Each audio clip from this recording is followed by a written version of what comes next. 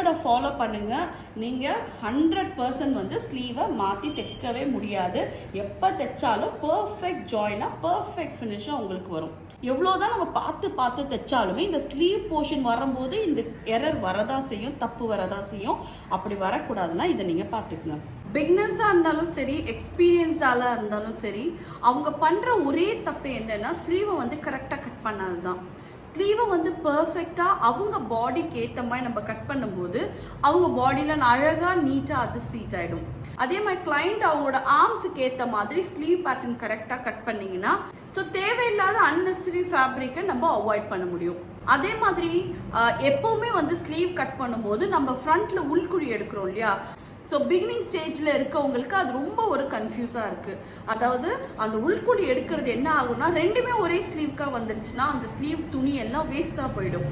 So அப்படி இல்லாமல் அதை எப்படி கரெக்டாக உள்குழி எடுக்கிறது, ஸ்லீவை ஒவ்வொரு பாடிக்கும் எப்படி பர்ஃபெக்டாக கட் பண்ணுறது, அதுதான் இந்த வீடியோ. ஸோ ஸ்லீவோட கட்டிங் இன்னும் டீட்டெயில்டாக வேணும்னா கீழே டிஸ்கிரிப்ஷன் பாக்ஸில் உங்களுக்கு லிங்க் தரேன். ஸோ அந்த வீடியோ போய் நீங்கள் செக் பண்ணி பாருங்கள். ஸோ இதில் வந்து பார்த்தீங்கன்னா இதுதான் லென்த் ஆஃப் த ஸ்லீவ். இது வந்து ஸ்லீவோட ஓப்பன், அதாவது கை சுற்றளவு.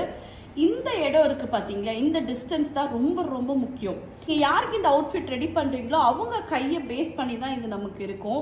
ஒருவேளை அவங்க கொஞ்சம் ஆவரேஜாக லீனாக இருக்காங்கன்னா இந்த டிஸ்டன்ஸை நம்ம 3லேருந்து 3.5 வரைக்கும் இதை நம்ம வச்சுக்கலாம். இது யாருக்கு மோஸ்ட்டாக வரும்னு பார்த்தீங்கன்னா ஒரு 12, 15 வயசு, 18 வயசு வரைக்கும் ஓரளவுக்கு லீன் கையாக இருக்குது, கை ரொம்ப ஒல்லியாக தான் இருக்குன்றவங்க 3லேருந்து 3.5 இது நம்ம வச்சுக்கலாம். ஒருவேளை கை ரொம்ப குண்டாக இருக்குது, ரொம்ப அவங்க வந்து ஃபேட்டாக இருக்காங்க, கொஞ்சம் ஸ்டவுட்டாக இருக்காங்கன்னா இந்த டிஸ்டன்ஸ் வந்து 4லேருந்து 4.5 வரைக்கும் போகும். ஓகே, ஸோ இதை நீங்கள் ஞாபகம் வச்சுக்கணும். ஒருவேளை இது நம்ம சின்ன பசங்களுக்கெல்லாம் பண்ணுறது, அதாவது ஒரு வயசுலேருந்து 10 வயசுக்குள்ள குழந்தைங்களுக்கு பண்ணுறதா இருந்ததுன்னா இது 2லேருந்து 2 to 2.5 வரைக்கும் இந்த டிஸ்டன்ஸ் நமக்கு இருக்கலாம்.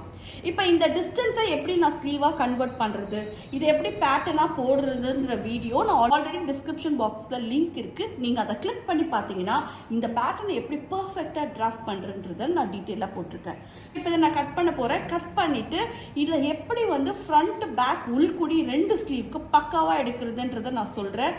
எப்போ நீங்கள் பண்ணுறதா இருந்தால் இந்த ஸ்டெப்பை மட்டும் நோட் பண்ணி பண்ணுங்கள். 100% பர்ஃபெக்டான ஸ்லீவ் வந்து 2 கைக்கு உங்களுக்கு கிடைக்கும். இப்போ நார்மலாக வந்து வர ஒரே டவுட் வந்து ஸ்லீவில் தான். அவங்க சூப்பராக அவுட்ஃபிட்லாம் தைச்சிருவாங்க, பட் ஸ்லீவில் தான் எப்போவுமே ஒரு டவுட்டு, ஒரு ஏதோ ஒரு சம்திங் அவங்களுக்கு இருந்துகிட்டே இருக்கும்.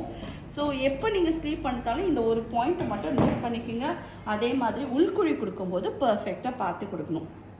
ஓகே, இது வந்து துணியோட நல்ல பக்கமாக நம்ம வச்சுக்கலாம். நமக்கு 2 நல்ல பக்கம் தேவை இல்லையா. இது வந்து ரைட் ஹேண்ட் சைடு, இது வந்து லெஃப்ட் ஹேண்ட் சைடு, 2 துணியோட நல்ல பக்கங்கள். ஓகே,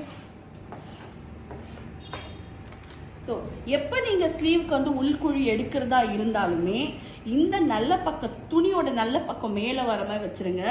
இது இன்னொரு நல்ல பக்கத்தை துணிக்கு மேலே இப்படி வைக்கணும். ஓகே, ஸோ இப்போது ஆல்ரெடி நம்ம ஒரு நல்ல பக்கம் வச்சுருக்கோம். அதோட சென்டர் தெரியுதுங்க இல்லையா, இந்த சென்டரில் ஒரு குட்டி நாட்ச் அடிச்சிருங்க. ஸோ தட் நமக்கு சென்டர் மேட்ச் பண்ண கரெக்டாக இருக்கும். இந்த நாட்சும் இந்த சென்டர் நாட்சும் ஒன்றா மேட்ச் ஆகிற மாதிரி வச்சு இதை எப்படி ஈவன் அவுட் பண்ணிவிடுங்க. இப்போது இதில் வந்து நம்ம உள்குழி எடுக்க போகிறோம். ஓகே, ஏதாவது ஒரு பக்கம், இந்த பக்கம் எடுத்தாலும் சரி, இந்த பக்கம் எடுத்தாலும் சரி, ஏதாவது ஒரு சைடு இப்போ நான் உள்குழி எடுத்தாகணும். ஸோ இது வந்து பார்த்தீங்கன்னா நம்ம கை ஜாயின் பண்ணுறதுக்கான தையலுக்கான அலவன்ஸ். இதுலேருந்து ஒரு 1 இன்ச் மேலே போயிடுங்க. கிராஜுவலாக அப்படியே ஒரு 1/2 இன்ச்சிலேருந்து அப்படியே துணி எடுத்து இப்படி நம்ம கவர் பண்ணிக்கிறோம். ஓகே, ஸோ இது ஏதாவது ஒரு பக்கம் எடுத்துக்கலாம், இந்த சைடு எடுக்கலாம், இல்லைனா இந்த சைடு எடுத்துக்கலாம். அப்படியே இந்த இடத்துல இருந்து 1 இன்ச்லேருந்து ஆரம்பித்து அப்படியே கிராஜுவலாக உள் பக்கமாக ஒரு 1/2 இன்ச்சு போய் அப்புறம் அப்படி மேலே வந்து. ஓகே, ஸோ இதுதான் வந்து ஃப்ரண்ட் பார்ட்டு. இது வந்து ஃப்ரண்ட் பார்ட், இது பேக் பார்ட். இப்போ இந்த ஃப்ரண்ட் பார்ட்டுக்கு உள்குழி எடுத்தோம் இல்லையா, அதை வந்து ஒரு குட்டி நாட்ச் பண்ணிக்கோங்க. இப்போ பாருங்கள், இது வந்து ஸ்லீவோட லெஃப்ட் ஹேண்ட் சைடு, இது வந்து ஸ்லீவோட ரைட் ஹேண்ட் சைடு. ஈஸியாக வந்துடுச்சு பார்த்தீங்களா? அப்போ பாருங்கள், இந்த உள்குழி அடிச்சது நாச்சில் இருக்குது. ஸோ நாச்சில் இருக்கும்போது உங்களுக்கு தெரிய வரும் இது உள்குழி அடிச்சிருக்கு. அப்போ இதோட லெஃப்ட் ஹேண்ட் சைடு வச்சுக்கோங்க, இது உங்கள் ரைட் ஹேண்ட் சைடு வச்சுக்கோங்க. எப்போ பண்ணுறதா இருந்தாலுமே துணியோட பிரிட்டி ஒன்றா வச்சு இந்த மாதிரி நாச் அடித்து பண்ணும்போது ஸ்லீவை நீங்கள் மாற்றி தைக்காமல் இருப்பீங்க. நிறைய தப்பு வரது வந்து ஸ்லீவை மாற்றி தைச்சிருவாங்க. எவ்வளோதான் நம்ம பார்த்து தைச்சாலுமே இந்த ஸ்லீவ் போர்ஷன் வரும்போது இந்த எரர் வரதான் செய்யும், தப்பு வரதான் செய்யும். அப்படி வரக்கூடாதுன்னா இதை நீங்கள் பார்த்துக்குங்க. இன்னொரு விஷயம் வந்து நார்மலாக எல்லாம் சொல்கிறது என்னென்னா, ஸ்லீவை தைச்சு முடித்த பிறகு எக்ஸ்ட்ராவாக துணி வந்து வெளியே வந்துடுது. அது நீங்கள் எப்படி சரி பண்ணணும்னு பார்த்தீங்கன்னா, சப்போஸ் என்னோட கையோட சுற்றலை வச்சு இதை நான் கட் பண்ணிட்டேன், உள்குழி வேற எடுத்திருக்கேங்க. ஸோ இதை நான் மெஷர் பண்ணி பார்க்கும்போது என்னோட ஆர்ம் ரவுண்டு எவ்வளோ இருந்ததோ, அதாவது என்னோட கையோட சுற்றலை எவ்வளோ இருந்ததோ அது வரணும். சப்போஸ் என் ஆர்ம் ரவுண்டு வந்து 18 இன்ச்சஸ் இருக்குது, அதை பாதி பண்ணுன்னா எனக்கு 9 இன்ச் வரணும். இதை நான் மெஷர் பண்ணேன்னா எனக்கு கரெக்டாக 9 இன்ச் வருது.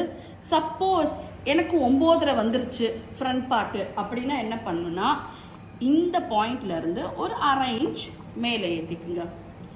ஸோ இதில் 1/2 இன்ச் கம்மி பண்ணி கொடுத்துருங்க. கம்மி பண்ணிவிட்டு இதில் 1/2 இன்ச் வரைக்கும் ட்ரிம் பண்ணிக்கணும். இப்போ இங்கே நீங்கள் மெஷர் பண்ணி பாருங்கள், உங்கள் ஆர்ம் ரவுண்ட் இங்கே கரெக்டாக இருக்கும்.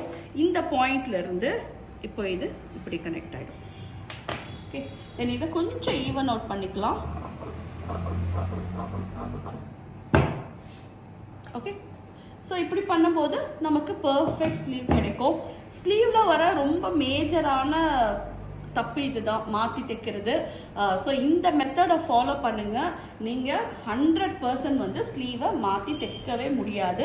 எப்போ தைச்சாலும் பர்ஃபெக்ட் ஜாயினாக பர்ஃபெக்ட் ஃபினிஷாக உங்களுக்கு வரும். நல்லா இங்கேருந்து போய் அப்படியே ஸ்மூத்தாக இப்படி கட் ஆகணும். ஸோ அது கட் பண்ணுறதுக்கு சிசரோட இந்த பாயிண்ட்டு, லைக் இந்த முனையில் கட் பண்ணக்கூடாது, உள்ளே விட்டும் கட் பண்ணக்கூடாது. இந்த பாயிண்ட் ஒரு 1 இன்ச் விட்டு இந்த பாயிண்டில் நீ கட் பண்ணும்போது கை வந்து இன்னும் நல்லா grip கொடுக்கும். இந்த கர்வ்ஸ் எல்லாம் கட் பண்ணும்போது இன்னும் ஸ்மூத்தாக உங்களுக்கு வரும். ஸோ கண்டிப்பாக இந்த டிப்ஸ் எல்லாம் யூஸ்ஃபுல்லாக இருந்திருக்கும்னு நினைக்கிறேன். இந்த வீடியோ பிடிச்சிருந்தாலும் இந்த மாதிரி குட்டி குட்டி டிப்ஸ் வந்து எங்களுக்கு யூஸ்ஃபுல்லாக இருக்குன்னு நினச்சாலும் மறக்காமல் சேனலை சப்ஸ்கிரைப் பண்ணுங்கள், லைக் பண்ணுங்கள். அதேமாதிரி உங்கள் ஃப்ரெண்ட்ஸ் இந்த மாதிரி எதிர்பார்க்குறாங்க, அவங்க கொஞ்சம் வந்து டவுட்ஃபுல்லாகவே தைக்கிறாங்க, ஸ்லீவெல்லாம் சரியாக வரலைன்னா ப்ளீஸ் இந்த வீடியோவை ஷேர் பண்ணி விடுங்க. அவங்களுக்கு கண்டிப்பாக அவங்களுக்கு ஹெல்ப்ஃபுல்லாக இருக்கும். See you next time. Till then, take care. Bye-bye.